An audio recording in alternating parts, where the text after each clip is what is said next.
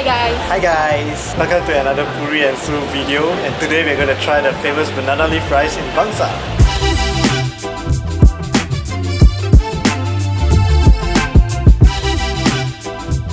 As the white rice, I've asked for a lot of dal and curry because I love to flood my rice with lots of curry.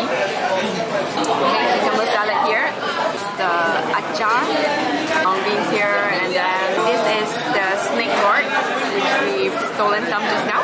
And also here there is some chili, some dried salted chili, which goes really well with the rice. And then we have the mutton curry. Yeah, it looks so good. This is rasam, Indian spice soup. It's salty and a little bit spicy. Of course, you must have the papadum. And then you do the rice. I want to eat too. Is it nice? Good. Here is the potato. Oh gosh.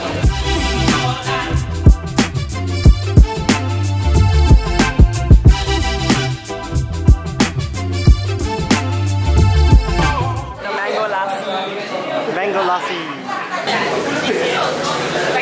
It's really sweet, really thick, creamy, yummy.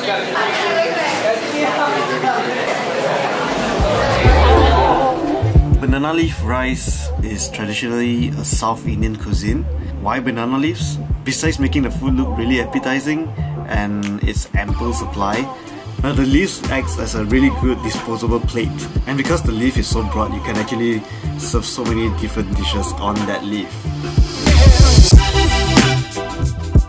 So there is a tradition where you fold your banana leaf after you're done. You want to fold it inwards, which actually means that you're satisfied with the food and you would like to come back again because it was so nice. Folding it upwards is actually considered disrespectful.